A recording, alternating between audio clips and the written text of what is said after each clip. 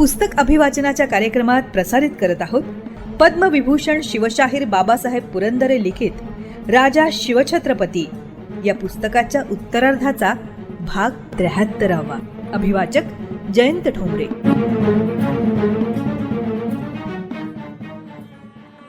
महाराजांची योग्यता स्वकीय सुज्ञांनी निश्चित जाणली होती. विचारवंतांना या विलक्षण तेजाचा साक्षात्कार अवश्य होत होता. महाराजांच्या शक्तियुक्तीचे आश्चर्यकारक धाडसी कृत्य पाहून, त्यांचे उदात्त चरित्र ऐकून केवळ मराठी मनच नव्हे तर भारतीय मनही मुग्ध आणि लुब्ध होत होते. विशेषतः उत्तरेत औरंगजेबाच्या हिरवट आणि हिडीस अंमलाखाली दिवस कंठणाऱ्या महाराजांबद्दल आपोआपच आदर आणि कौतुक वाटत होते. सर्वत्र महाराजांच्या विषयी चर्चा चालत. महाराजांचे रोमहर्षक चरित्र पाहूनच छत्रसाल सारख्या युवकाची महत्वाकांक्षा प्रज्वलित झाली. मीही स्वराज्य मिळवीन या निश्चयानं त्यांनी दिल्ली आग्राच्या तोंडावर असलेल्या बुंदेलखंडात स्वराज्यासाठी बंड पुकारलं. शिवाजी राजांच्या प्रभावी प्रेरणेतूनच एक असामान्य छत्रसाल निघाला. महाराजांच्या योग्यतेचा आणि तेजाचा साक्षात्कार कर्तबगारांना आणि प्रज्ञावंतांना होत होता. त्याचाच हा एक पुरावा. महाराजांच्या चरित्रचंद्रावर लुब्ध होऊन एक हिंदी महाकवी औरंगजेबाच्या राज्यातनं दक्षिणेत अत्यंत उत्सुकतेने महाराजांच्या दर्शनास आला. महाराजांच्या प्रत्यक्ष भेटीने तो स्वतःसही विसरला. त्याची प्रतिभा मुग्ध झाली. तिची जणू समाधी लागली. ती त्याच्या मस्तकात देहभान विसरून नृत्य करू लागली. सरस्वतीचे अत्यंत सुंदर सुंदर अलंकारांनी ताटेच्या ताटे भरून या कवीच्या हृदयात आणून ओतली. कवीचे ओठ विलग झाले आणि अतिसुंदर अलंकारांनी नखशिखांत नटून थटून त्याची कविता त्याच्या जिभेवर, लेखणीवर आणि लेखणीवरून कागदावर उड्या घेत घेत अवतरू लागली. जणू काव्य गंगावतरण.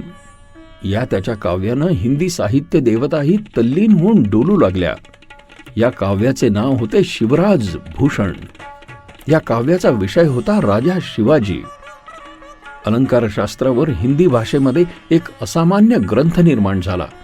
या कवीचे नाव भूषण. महाराजांच्या तेजस्वी चरित्रातून एका महाकवीला स्फूर्ती मिळाली. एक महान काव्य निर्माण झालं. एक अलौकिक भूषण शारदेला लाभले. भूषण अमर झाला. महाराजांच्या योग्यतेचा आणि तेजाचा साक्षात्कार महान प्रज्ञावंतांना आणि कलावंतांनाही होत होता. त्याचाच हा एक पुरावा.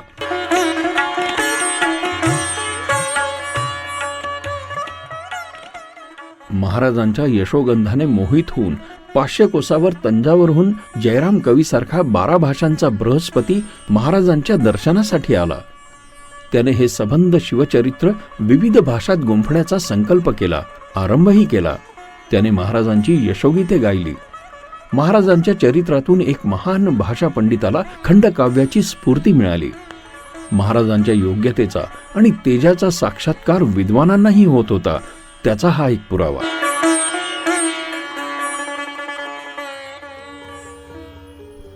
समर्थ रामदास स्वामींसारखे विरक्त महायोगी आणि तत्वज्ञ महर्षीही यशवंत, कीर्तिवंत, पुण्यवंत, नीतिवंत, जाणत्या शिवकल्याण राजावर आणि त्याच्या लोकोत्तर देवकार्यावर सादर संतुष्ट झाले होते.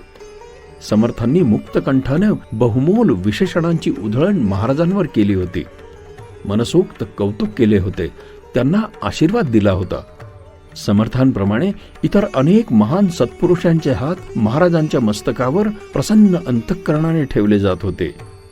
महाराजांची योगप्रवर्तक योग्यता ऋषी महर्षींच्याही हृदयात पूर्णपणे बिंबली होती. त्याचा हा भरघोस पुरावा.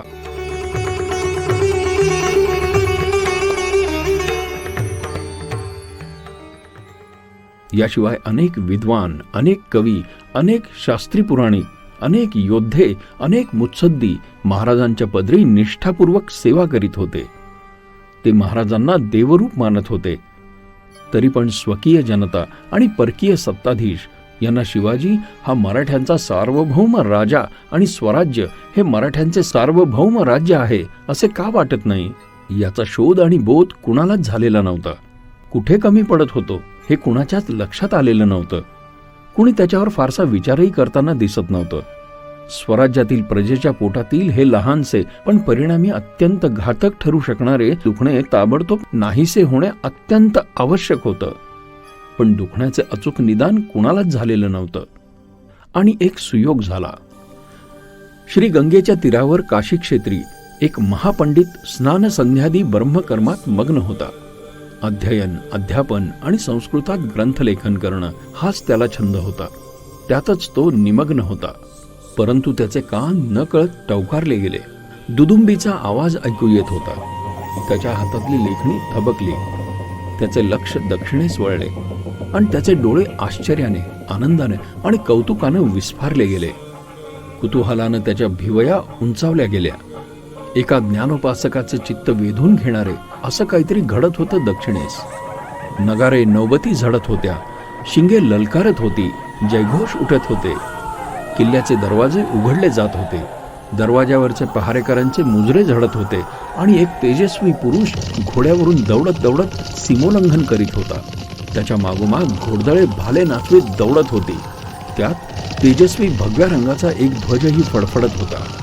स्वारांच्या गर्जनेचे ध्वनी प्रतिध्वनी उठत होते.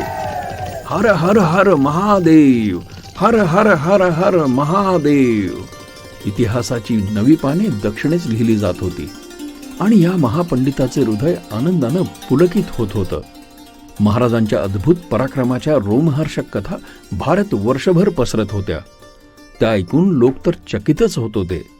यवनांच्या 4 सत्तांशी झुंजणारा माणूस म्हणजे केवळ वेगळाच असला पाहिजे असे सर्वांना वाटत होते. त्याचे एक एक पराक्रम, युक्त्या ऐकाव्या तर अद्भुतच. विशेषतः आग्र्याचे सारे प्रकरण जगाला थक्क करीत होते. अन असा अचाट बुद्धीचा, अलोट शौर्याचा शिवाजी राजा धर्मस्थापनेसाठी स्वराज्य मिळवित आहे आणि तो प्राचीन राजांच्या मालिकेत शोभावा असा पुण्यश्लोक राजा आहे अशी कीर्ती सर्वत्र पसरली होती. मोहम्मद नुसरतीसारखे शत्रुपक्षीय कवीही शिवाजी राजांच्या उदात्त चारित्र्याची ग्वाही देत होते. आणि हे सर्व ऐकून सर्वांच्या माना कौतुकानं डोलत होत्या, आदरानं लवत होत्या. काशीतील त्या महापंडिताच्या कानावरही शिवाजी महाराजांच्या यशकीर्तीच्या दुदुंबीचे 7 पडसाद येत होते. मानवी बुद्धीला केवळ गुंग करून टाकणारे पराक्रम त्याला ऐकू येत होते. त्या महापंडिताची मती गुंग होत होती. त्याचे कौतुक जास्तच विस्फारत होते. त्याचे लक्ष आता दक्षिणेकडे वळत होते. महाराजांच्या आणि मराठ्यांच्या शक्तिबुद्धीच्या घोडदौडी, नवी नवी सीमोल्लंघने, नवे नवे विजय त्यांच्या डोळ्यापुढे उभे राहत होते. त्यांचे हृदय आनंदानं भरून येत होतं. कोण हा शिवाजी? आहे तरी कोण हा? या शिवाजीचे केवढे मोठे मोल आहे. अवघा भारतवर्ष यवनांनी पादाक्रांत करून टाकलेला असता, धर्म, संस्कृती आणि समाज मृतवत झाला असता, सर्वत्र स्मशानी नैराश्य आणि स्वाभिमान शून्यता पसरून दाट काळोख झालेला असतानाही स्वतःच्या अलौकिक कर्तृत्वानं यानं नवं युग निर्माण केलं. हा साक्षात विष्णूचा अंश असला पाहिजे. 4 प्रबळ सत्तांशी दावा मांडून सदैव विजयी होणारा हा राजपुरुष सामान्य मानव नव्हेच. या महापंडिताचे मन महाराजांच्या कार्याचे चिंतन आणि मनन करीत होते. याच वेळी औरंगजेबाने काशी क्षेत्रात, पंजाबात आणि संपूर्ण राज्यात केलेली भीषण कृत्ये, साधू बैराग्यांच्या केलेल्या कत्तली, लोकांचे हाल, विश्वासघात, विध्वंसने या महापंडिताच्या डोळ्यापुढे उभी राहत होती. आणि त्यामुळे शिवाजीराजाचे मोल आणि महत्त्व त्यांच्या मनावर जास्तच प्रभावाने बिंबत होते. या पुरुषोत्तम राजाचे प्रत्यक्ष दर्शन आपण घेतलेच पाहिजे अशी तीव्र इच्छा, आतुरता या पंडिताच्या मनात उमटली, उफाळली. त्याने निश्चय केला. तो उठला. तो स्वतःहून महाराजांच्या दर्शनासाठी काशीहून महाराष्ट्रास येण्यास निघाला.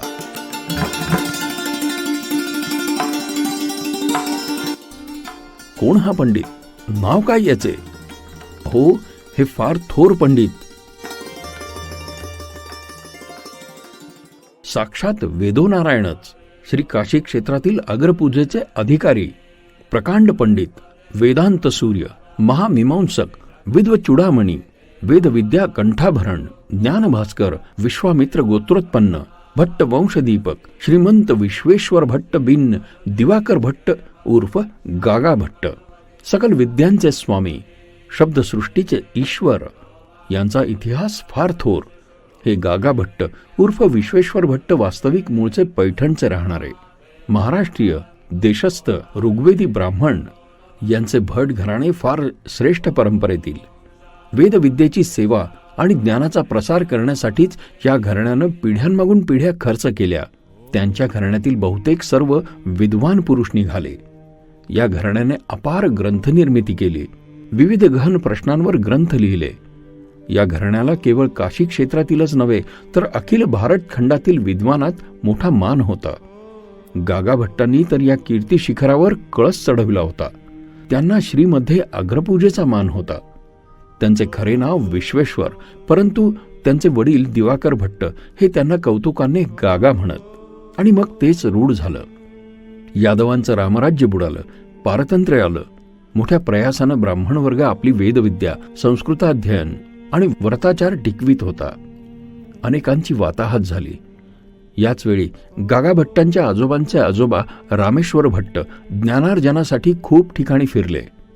विजयनगरचा विख्यात सम्राट कृष्णदेवराव याच्या पदरीही काही काल ते राहिले होते.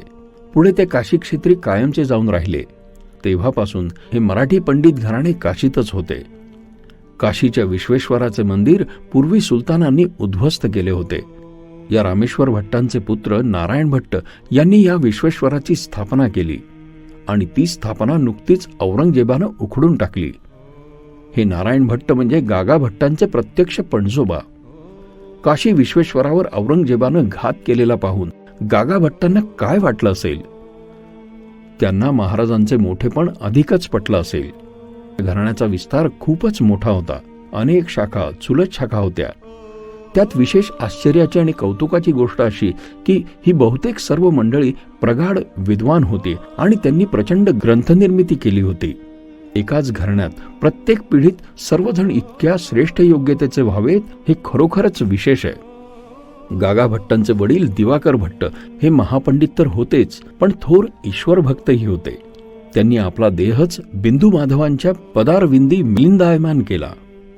सर्व भारतीय शास्त्री पंडित आणि उत्तरेकडील राजे या भट्टकुलाला मान देत. गागा भट्टांचा मान तर फारच मोठा होता. त्यांची ग्रंथसंपत्ती विपुल होती.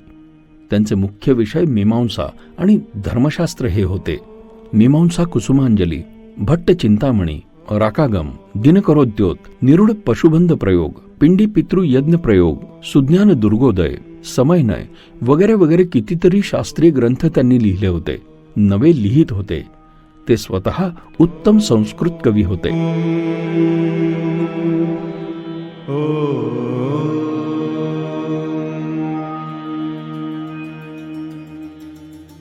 असा हा सकल शास्त्रांचा गोसावी, प्रति बृहस्पती, सकल विद्वानांचा सम्राट, कलियुगीचा ब्रह्मदेव शिवाजी महाराजांच्या दर्शनासाठी स्वतःहून निघाला.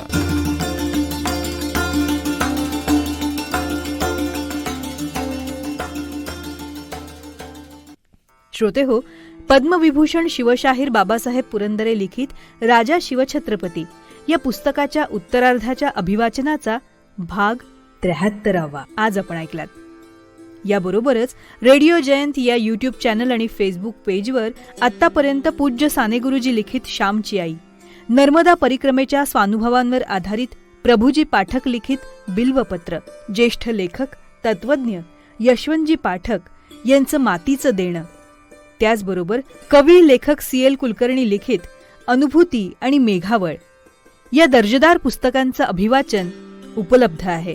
आणि याबरोबरच सकारात्मक विचार आणि ऊर्जा देणाऱ्या आनंदी कट्टा या कार्यक्रमाचे 365हून अधिक भाग उपलब्ध आहेत. तेव्हा या दर्जेदार पुस्तकांचं अभिवाचन ऐकण्यासाठी आणि सकारात्मक ऊर्जेचा स्रोत आपल्या जीवनात सामावून घेण्यासाठी आणि याचा आपल्या मित्र आप्त नातेवाईकांनाही आनंद देण्यासाठी रेडिओ जयंत लाईक करा, शेअर करा आणि सबस्क्राईब करा. आणि हो, रेडिओ जयंतला फ्री सबस्क्राईब तर कराच, पण नोटिफिकेशनसाठी बेल आयकॉनवर सुद्धा क्लिक करा.